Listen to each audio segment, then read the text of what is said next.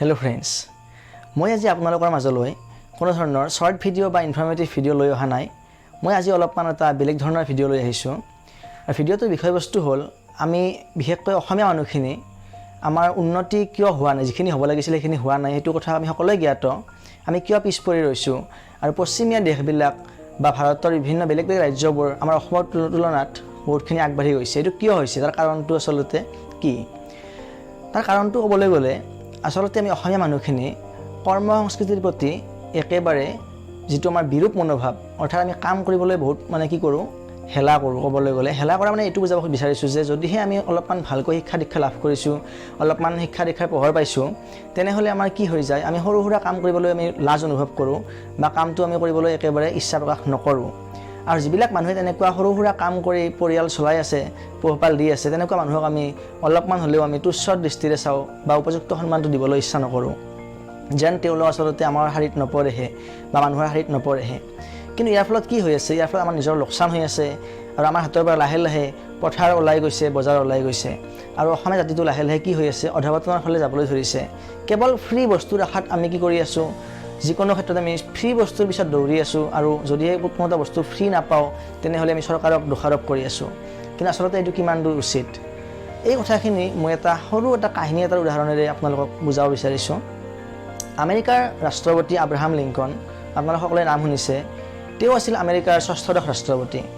কিন্তু তেওঁৰ কাৰণে ৰাষ্ট্ৰপতি হোৱাৰ যিটো ৰাস্তা পথ ইমান সুগম নাছিল। ৰাষ্ট্ৰপতি হোৱাৰ আগতে তেওঁ 5 বাৰকৈ বিভিন্ন নিৰ্বাচনত অংশগ্ৰহণ কৰিছিল, কিন্তু তেওঁ 5 বাৰতেই পৰাজিত হৈছিল। 5 বাৰকৈ নিৰ্বাচনত পৰাজিত হোৱাৰ পিছত এজন সাধাৰণ চিন্তাধাৰাৰ মানুহে পুনৰ নিৰ্বাচন খেলিবলৈ সাহস নকৰিব বা ইচ্ছা প্ৰকাশ নকৰিব আৰু তেওঁৰ মন ভাঙি পৰিব। কিন্তু আব্ৰাহাম লিংকনে তেনেকুৱা কৰা নাছিল। তেওঁৰ মন ভাঙি যোৱা নাছিল বা তেওঁৰ উদ্যমো কমি যোৱা নাছিল। তেওঁ ষষ্ঠবাৰৰ কাৰণে কি হয়, আমেৰিকাৰ যিটো সৰ্বোচ্চ নিৰ্বাচন, ৰাষ্ট্ৰপতি নিৰ্বাচনত তেওঁ প্ৰতিদ্বন্দ্বিতা কৰে আৰু তেওঁ ৰাষ্ট্ৰপতি হিচাপে নিৰ্বাচিত হয়। এইটো সম্ভৱ হৈছিল একমাত্ৰ তেওঁৰ একাগ্ৰতা আৰু তেওঁৰ মনত থকা যিটো উদ্যম, সাহস আৰু তেওঁৰ নিজৰ ওপৰত থকা আত্মবিশ্বাস, তাৰ ফলত। কিন্তু তেওঁ ৰাষ্ট্ৰপতি হোৱা কথাটো সেই সময়ত বহুত লোকে কিন্তু সহজভাৱে মানি ল'ব পৰা নাছিল। বহুত লোক বুলি কওঁতে তাৰ সাধাৰণ শ্ৰেণীখিনিৰ কথা মই কোৱা নাই, যিখিনি মানুহে আচলতে এইটো বিশ্বাস কৰিছিল যে ৰাষ্ট্ৰপতি হ'বলৈ হ'লে বা তেনেকুৱা এটা উচ্চ পদবীত হ'বলৈ হ'লে, থাকিবলৈ হ'লে সেই মানুহজন কেনেকুৱা ৰেংকৰ হ'ব লাগিব, তেওঁলোকৰ যিটো সাধাৰণ এটা ধাৰণা আছিল, সেই ধাৰণাখিনি থকা মানুহখিনি কিন্তু ভাল পোৱা নাছিল। আৰু যাৰ ফলস্বৰূপে যেতিয়া আব্ৰাহাম লিংকনে ৰাষ্ট্ৰপতি হিচাপে নিৰ্বাচিত হৈ চিনেটত ভাষণ দিবলৈ থিয় হৈছিল, চিনেট মানে হ'ল আমাৰ যিটো আমি সদন বুলি কওঁ, তেওঁলোকে চিনেট বুলি কয় আমেৰিকাত, তাত যেতিয়া ভাষণ দিবলৈ থিয় হৈছিল, তেতিয়া চিনেটৰ এজন সদস্যই তেওঁক কৈছিল, তেওঁৰ প্ৰতি বিদ্ৰূপ মন্তব্য এটা কৰিছিল এই বুলি যে, মিষ্টাৰ লিংকন, আপুনি পাহৰি নাযাব যে আপোনাৰ দেউতা এজন মুচি মানে হ'ল জোতা চিলাই কৰা লোক। তেতিয়া চিনেটত উপস্থিত থকা প্ৰত্যেক মানুহে, সকলো কেইজন মানুহে কি কৰিছিল, গিৰ্জনি মাৰি হাঁহিছিল, মানে ঠাট্টাসূচক এটা হাঁহি দিছিল তেওঁৰ কথাটোত, যে আব্ৰাহাম লিংকনক তেওঁ ঠাট্টা কৰিলে, মুচিৰ ল'ৰা বুলি, মুচিৰ পুতেক বুলি। কিন্তু আব্ৰাহাম লিংকনে যেতিয়া কি উত্তৰ দিছিল জানেনে? আপোনালোকে জানি আচৰিত হ'ব যে আব্ৰাহাম লিংকনে যেতিয়া অকণো বিচলিত হোৱা নাছিল বা তেওঁ অপমানিত বোধ কৰা নাছিল। তেওঁ উত্তৰ দিছিল এই বুলি যে, হয় মহাশয়, মোৰ দেউতা এজন মুচি আৰু এই কথাটোলৈ আমি গৌৰৱ অনুভৱ কৰোঁ, কাৰণ তেওঁ এজন বহুত ভাল মুচি আৰু তেওঁৰ কামক লৈ কোনো গ্ৰাহকে আজিলৈকে কোনো ধৰণৰ কমপ্লেইন দিয়া মই শুনা নাই। আৰু মোৰ হয়তো এইটো ধাৰণা এটা যে আপোনাৰ জোতাযোৰ নিশ্চয় মোৰ দেউতাই বনাই দিছে।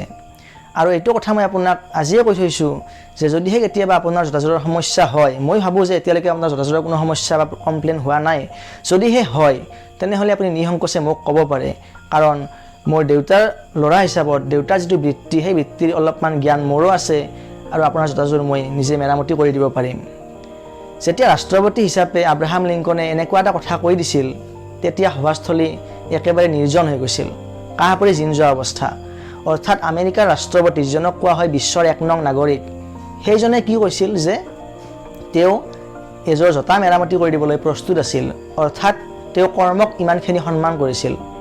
আৰু তাৰ পিছৰ পৰা কি হয়, আমেৰিকাৰ এটা কৰ্ম বিপ্লৱ আৰম্ভ হয় আৰু প্ৰত্যেক মানুহে সৰু হওক ডাঙৰ হওক নিজৰ কৰ্মটোক সন্মান দিবলৈ আৰম্ভ কৰিছিল সেই সময়ৰে পৰা। যাৰ ফলস্বৰূপে এতিয়াও আমেৰিকাৰ অফিচাৰ ৰেংকৰ মানুহ এজনেও আজৰি সময় পালে বেলেগৰ গাড়ী এখন ধুই $10 এটা উপাৰ্জন কৰিবলৈ লাজ অনুভৱ নকৰে। আৰু যিটো কাম আমাৰ অসমত বা ভাৰতত অত্যন্ত দৰকাৰ। আৰু তাৰ পিছৰ পৰা আমেৰিকাৰ যিখিনি কৰ্ম কৰি খোৱা মানুহ তেওঁলোকে নিজৰ বৃত্তিটোক নিজৰ চাৰনেম হিচাপে লিখিবলৈ আৰম্ভ কৰিছিল, যাৰ ফলস্বৰূপে এতিয়াও আমি আমেৰিকাত গ'ল্ডস্মিথ, কুবলাৰ, বেকাৰ, কুক এনেধৰণৰ টাইটেল আমি দেখিবলৈ এতিয়াও পাওঁ। আৰু এইটো এটা অত্যন্ত পজিটিভ কথা যে তেওঁলোকে কৰ্ম সংস্কৃতিক প্ৰাধান্য দিছিল আৰু কাম কৰি খাবলৈ তেওঁলোকে লাজ অনুভৱ কৰা নাছিল আৰু সকলো শ্ৰেণীৰ মানুহকে সন্মান কৰিছিল আৰু এতিয়াও সেইটো কৰি আহিছে, যাৰ ফলত যে আমেৰিকাৰ অৱস্থা ইমানখিনি ওপৰলৈ গৈ আছে আৰু আমি এতিয়াও ইমানখিনি উন্নতি কৰিব পৰা নাই। গতিকে আপোনালোকে বিশ্লেষণটো নিজে কৰি চাব, আমি কি কৰিলে ভাল হ'ব, কি কৰিলে ভাল নহ'ব। বিশ্লেষণটো আপোনালোকৰ হাতত। মই মাত্ৰ কথাখিনি সাধাৰণভাৱে এটা আভাস দিবলৈ চেষ্টা কৰিছোঁ। গতিকে যদিহে ভিডিঅ'টো আপোনালোকৰ ভাল লাগিছে তেনেহ'লে এটা কমেণ্ট কৰিব, লাইক কৰিব আৰু চেনেলটো ছাবস্ক্ৰাইব কৰিবলৈ নাপাহৰিব। ধন্যবাদ।